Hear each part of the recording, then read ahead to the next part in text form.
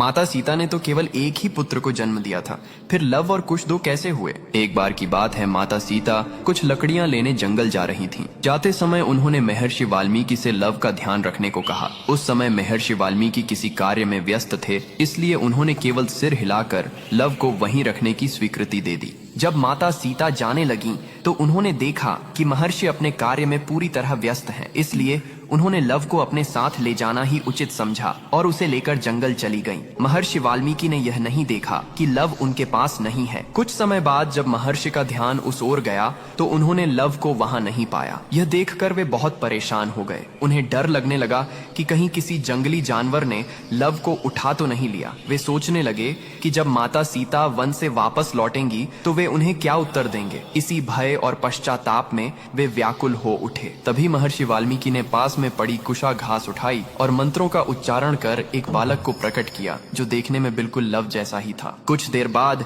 जब माता सीता वन से लौट कर आईं, तो महर्षि ने देखा कि उनके हाथ में लव पहले से ही मौजूद है। यह देखकर वे आश्चर्यचकित रह गए, लेकिन माता सीता उस दूसरे बालक को देखकर अत्यंत प्रसन्न हुई, क्योंकि वह बालक कुशा से उत्पन्न हुआ था, इसलिए उसका नाम कुश रखा गया।